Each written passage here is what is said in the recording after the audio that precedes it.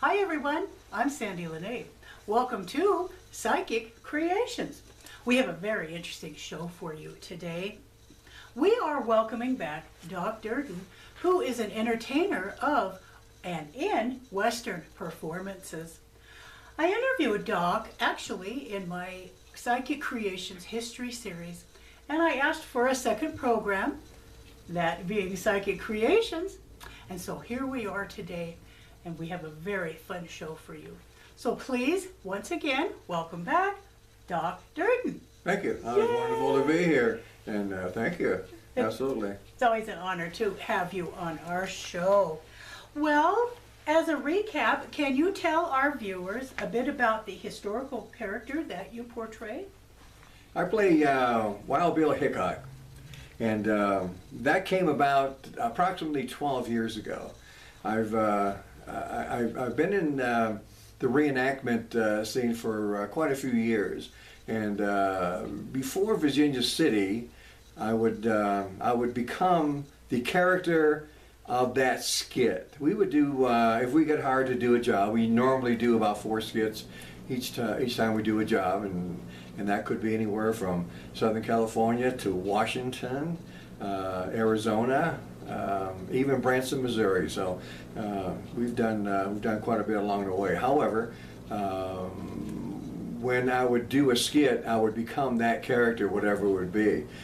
When I got introduced to Virginia City, that was well, this is my 13th year in Virginia City, but we're going to go back, say, on the 12th year, a year after. That I was there, I learned that I needed to be a character. I just couldn't be just about anybody. Your tourists demanded. And what was interesting about that is that as soon as I got there, the tourists would come to town and they would say, "Hey, there's Wild Bill. Hey, Wild Bill. There's Wild Bill. Hey, Wild Bill." And so anyway, I thought I was amazed on that anyway. So what better name to go ahead and pick up as an AKA as Wild Bill Hickok, is one of the most famous lawmen and gamblers in our Western history. So I became, right then and there, 12 years ago, I became Wild Bill Hickok, and believe it or not, people still see the same thing they saw 12 years ago, or 13 years ago, they see it today. So I'm very, very pleased about that. But that's my character, Wild Bill Hickok.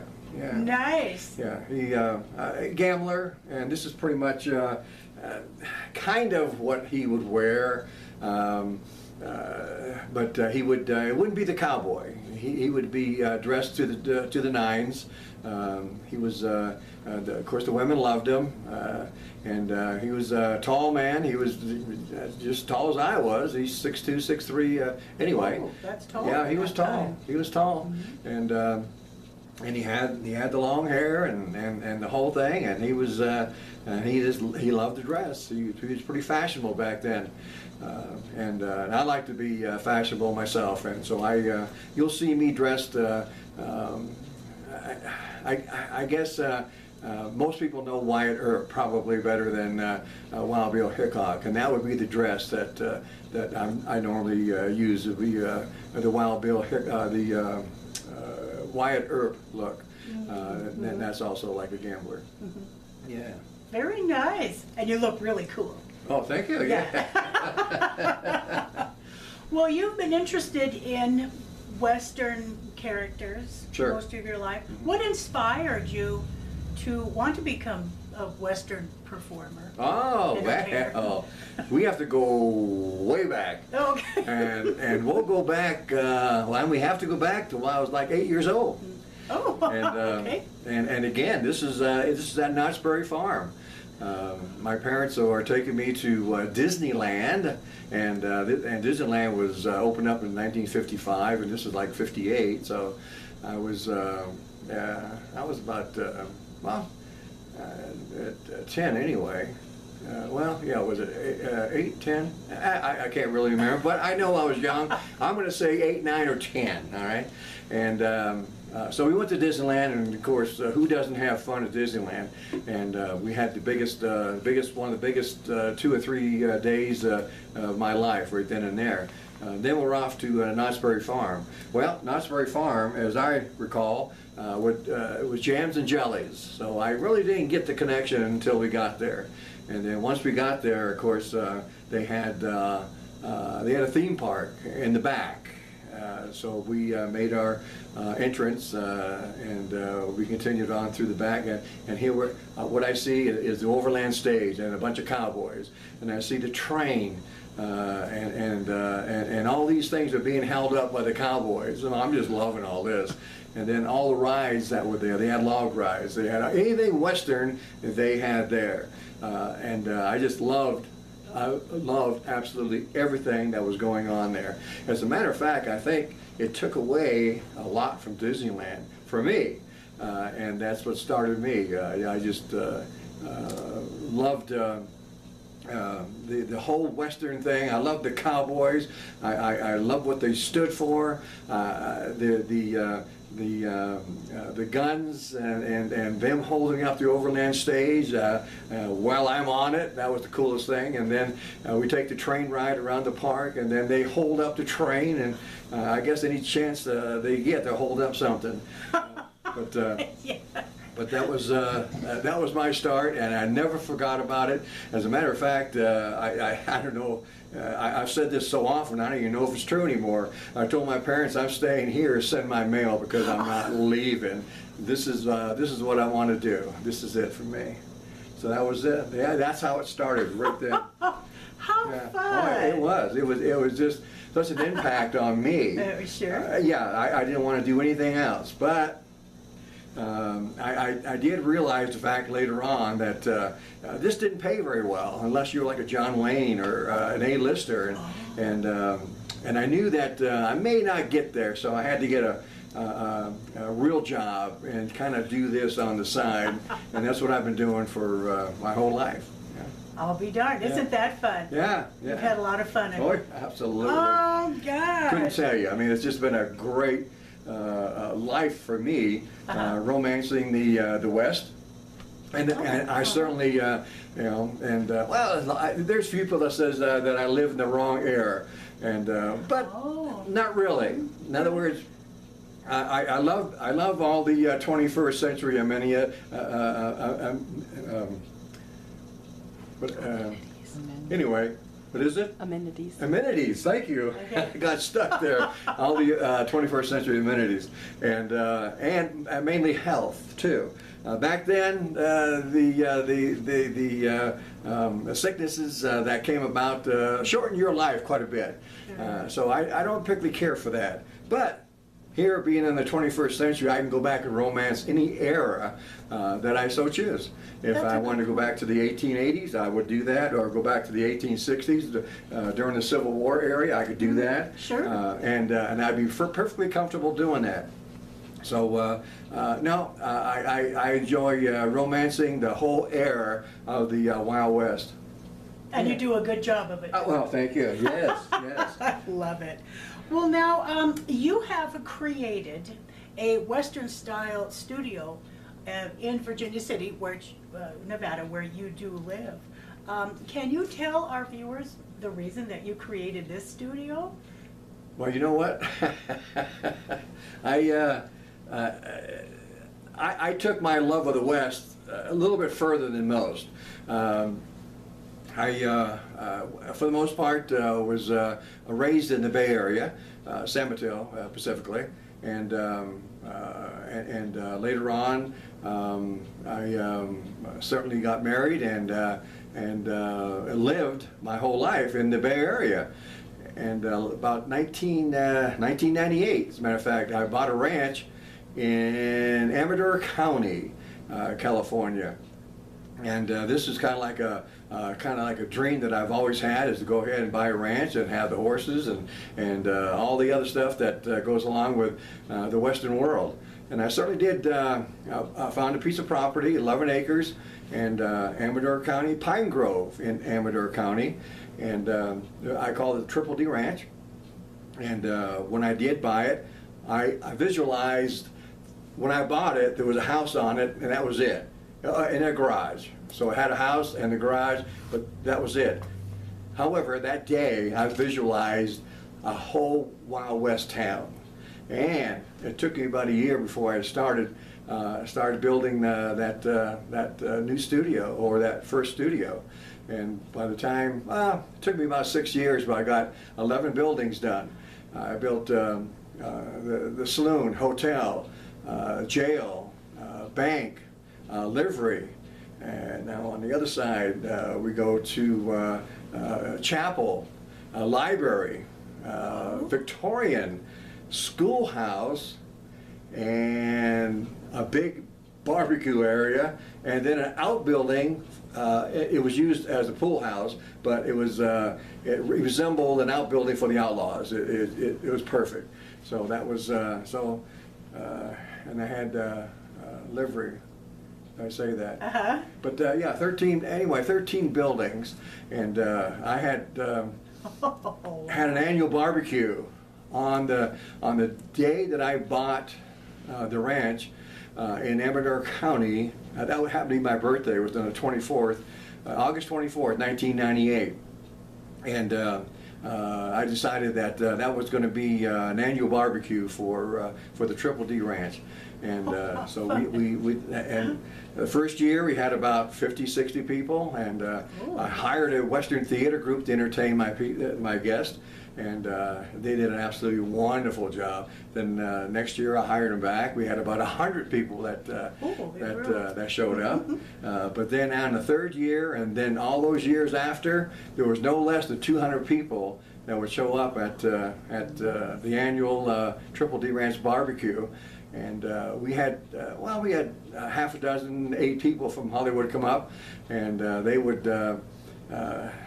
be part of the entertainment. I would have entertainment every 15 minutes. It was all comped because it was an event.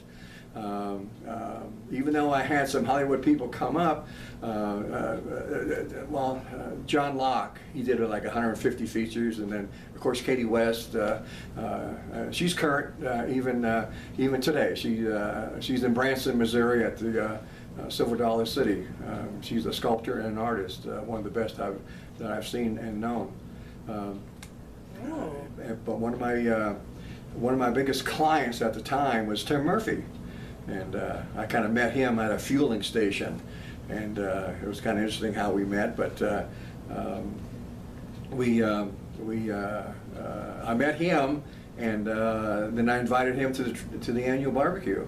So that and he showed up, and I met him in June and August. He shows up, for crying out loud! I didn't expect that. Nice. But Tim Murphy, he's a Grammy nominee. He was 2001. He was nominated with Alan Jackson. Alan Jackson got the nod that year. But the fact is that shows you the quality of vocals Tim Murphy had. But he showed up, and we just had I was just the icing on the cake on that year. Yeah. Wow, that sounds like a fabulous place, spot, event. Oh, it was. Now, are you planning on having all those things go on at your new studio here? Yeah, exactly. Now that's where we were going, right? Yeah. Yeah, I take kind of side trips here. I think you know that by now. All right. And now we did. My first movie was in 2015 called Evil Twin, and we did that around town. All the scenes were in Virginia City. All the actors, 33 plus, were Virginia City employees, residents, anything that they're affiliated with Virginia City, they were in the movie. And doing a movie around a working town, very difficult, very noisy. And this was a period piece. This was 1880s piece. And so when you have motorcycles and diesels and airplanes and all this other stuff, on your audio, right. It's kind of hard to bury. So no, we got. I got to build me another studio. So that's exactly what happened. About a year and a half later, this was in September of 2016. Yeah, 2016. I started building a studio on F Street at the old mill, at the old stamping mill, and we're at phase 1 right now. But we have four different facades, the inside was built to accommodate a bar, a saloon, full length, because I had a wall that moves back and forth, so I can make that cavity full length or not. And then today, even as we speak, I've changed it up and moved the wall on the other direction and opened it up on the bank side, and now that's my new studio for the new talk show that I have called What's Up, Doc? And that's a weekly talk show, and some of my special guests already are just amazed me. David John, Kim Harris, Stinky. Stinky too? Stinky, oh. icon of Virginia City. You ever been to Virginia Yes. City? You know Stinky. Yeah. You get to know him. And David, I said David John. Yeah, comes.com. And so I have 11 interviews that need to be celebrated now. I have them on my desk, but my old computer is not accepting these interviews, so I had to buy a new computer. Yeah. So I picked. Okay. So it's a big computer. I told them I want the biggest video card you can possibly have. This is what we're doing. So I picked it up Friday. So then I start editing for the new show. But anyway, we're at the first phase at the new studio, and people are really enjoying it. I'm enjoying it. I've already had three. I've already had 3 people use the studio, and also I had my first starring role, which was in this June, called Wild Bill in Virginia City. Carl Adams, director and producer. I'm executive producer, but it was a 20-minute short. He did a good job. And we have a premiere this month. And I'm trying to find a good spot for this premiere, so we can get this thing going. Sure. Then we get this thing shown and have all the cast members. I want them to view it and to see what turned out, and it actually turned out absolutely wonderful. It really did. Carl did a good job, so anyway, hopefully. This later on, when the weather cools down, I'll start on phase 2. Nice. There's so much to be done. Right. Yeah. You really like having your studios, don't you? Oh, I do. Absolutely. It's just another, you can do anything. You have no time restraints. You can spend as much time in one location as you like. Right. Multiple days if you like. Multiple weeks if you like. It's the same. You move things around the way you see fit. Right. And of course, when I built it in the 1800 series. In other words, there's no wall switches that you can see. There's no receptacles that you can see. Yeah. I put everything outside, so all the switches are outside. Good point. Yeah. So when you there's no cash registers. There's no 21st century stuff in this building. It's all pretty much 1800s Wild West stuff that you would see any Western town, USA, back in the 1800s. As the first studio was at the Triple D Ranch, when you come up upon, and I had people coming up. I didn't even know. I had people coming up off the road because they heard about it to check it out. So it was something to be seen, and very, very proud of it. And actually, it can be seen on YouTube. Triple D Ranch Part 1, and that's currently on YouTube. And I give you about there's 2 versions. One version is 17 minutes and one is 10 minutes. Go to the 17-minute one. They're fun. I give you a little show on that one. Yeah, they're fun. Yeah. Well, now, in regards to your persona, Wild Bill Hickok, can you tell our viewers something very special that you do with that performance? Well, I picked up the bullwhips. Now, actually, Wild Bill Hickok, he was a mule skinner back then, and he was actually pretty proficient with the bullwhips. Not many people know about that, nor was that a big deal back then. A lot of people picked up the bullwhips, and that was just keeping with the times and moving animals where you needed to have them move. So if you're an entertainer, and that's the idea, is go ahead and bring as much attention this way as you possibly can. And with the bullwhips, I can do a show at any given time. I don't need the permission from the city, which now it takes 30 days for an application for you to put on a gunfight, a gun shootout, then of course you have to notify the sheriff's department, which is only right. There's going to be gunfire and the whole deal. Okay, so I eliminated all that, and of course with the bullwhips it has the same audible noise as gunfire. But it's kind of interesting how I kind of picked that up. I belong to the Wild West Actors Club, and the first year, and this is going back I think about 8 years ago, it was in Las Vegas at the Flamingo. I got my first invitation. Oh no, I joined, and this was the first event for me. So there I am. I'm there with the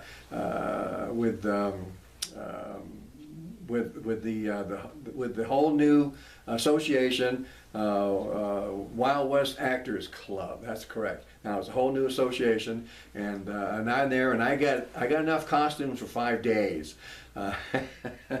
And this is a lot of luggage, I'm telling you. So when I take a flight, I kind of look like I got everything on, you know. And that's one costume when I take a flight, only because I'm saving up on weight.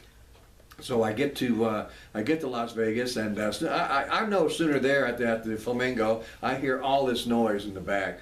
Bang, bang, bang, bang, bang, bang, bang, bang, bang, bang, bang, bang, bang, bang, and it's got this long drape, and it's all draped off, and this is in like a big warehouse underneath, and I go, what the heck is going on? So I go around the corner and I take a peek, all bullwhip crackers, and there had to have been at least, I'm thinking 50 bullwhip crackers back there, and boy, are they making some noise. There's some good ones, and then some not so good, and that's generally how it happens, right? But I'm interested. I'm in. So I listen for about a good half an hour, 45 minutes. I'm watching this guy. I watch that guy. I'm watching this guy. I'm just loving the whole thing, and so I get to talk to one guy that was good, and looked like that I could talk to him, and he would be right with it. And he says, you know what? If I was you, the first bullwhip that I suggest buying a Schultz. Okay, that's what I'll do. Well, I walked over, and of course they had booths there for all the stuff that was going on. And the Wild West Actors Club, what they do is they keep all that stuff you see on the movies, like knife throwing, hatchet throwing, gun handling, gun marksmanship, bullwhip, all these things that the cowboys do during the day. They keep this alive, and this was the whole idea of that club. So they had the bullwhips there, and anything else you wanted to buy, holsters, guns, and anyway, I'm interested in bullwhips. I go over and I take a look at the bullwhips, and I said, I need a Schultz. Okay. Here you go, sir. That'll be $500. Holy. Oh my gosh. Wow. The Australian kangaroo, top of the line, the best you can buy, right? $500. I said, oh, okay. Here you go. Credit card. Here you go. And so it was. It's still shocking to this day. Actually, they're $650 today for the same bullwhip. Wow. But yeah, here you go. Okay, so I buy my first whip, and so now I'm going back with all the other bullwhip crackers, and so I try to do whatever I'm trying to do, not successfully. I'm telling you, not doing this very well. And I'm here to tell you, I'm a pretty coordinated guy, I really am, and I can't get this right to save my soul. I'm out there and I'm beating myself. I just can't get it right. So I had Alex Green, who was one of the instructors behind the scenes. He actually taught Holly Berry on Catwoman how to use the bullwhip. That show gives you an idea of who he is, and so he gave me like. Well, I'm not going to even say bullwhip cracking 101, or even less than that. Bullwhip cracking 1.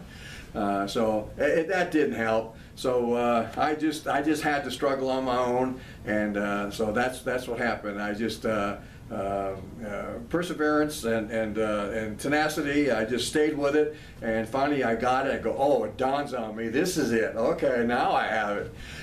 So anyway, off I go, and now I'm actually fairly good. I put myself right in the middle as far as the skill level that I have. There's some that are absolutely top shelf. But to be fair, I'll put myself in the middle. And I do a pretty fair job, and I do have a little bit of a fan base, and we pray that I do. That they want me to go ahead and use the bullwhip. Even though if I wanted to not do so much, no, Doc, we need the bullwhip. So okay, all right. So. How fabulous is that? Yeah, it is. How fun. It is. Well, I've seen you use the bullwhip, perform with the bullwhip, and you are fantastic. Thank you. Yes. Which I will put a little video up here of him. He's awesome. Well, can you give our viewers contact information Sure. on how to get a hold of you, hire you, watch your videos? Yeah, the best way you're going to be able to do this is email. Email would be Doc Durden. That would be DOC period DURDEN @yahoo.com, or Facebook. I've become really enjoying Facebook lately, so I'm thinking the last 3 or 4 months anyway, I spent a lot of time on Facebook, and so that would be another good way. And of course that would be Doc Durden, DOC DURDEN, and then you come on, and then if you want to be friends, go ahead and knock on my door, and maybe we'll be friends. You bet. Yeah, and then if you're in Virginia City, and then I'm at the studio, that'd be 395 F Street at the Gold Mill, and at the Gold Stamping Mill. And it's great. Well, it's gray now. It's been painted 3 times in the past year, but it's gray now. And come on down. If you see some vehicles and see some action, come on down and introduce yourself. How fun! Yeah. Well, thank you, Doc, so much for being on Psychic Creations very today. welcome. You're always an honored guest. Thank you. Thank you. Awesome.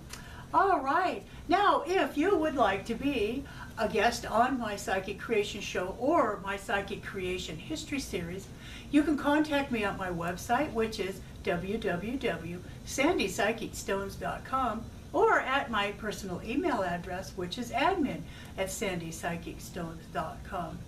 Again, thank you very much. Very welcome. Thank you for having me. Sure. And thank you for watching Psychic Creations. We'll see you next show. Thank you.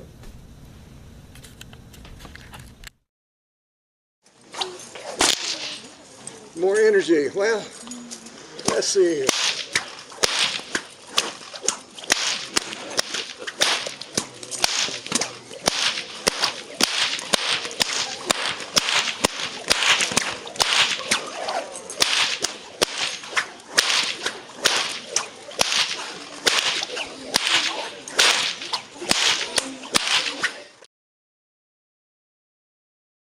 Be sure to watch the Psychic Creations History Series featuring Doc at this YouTube address.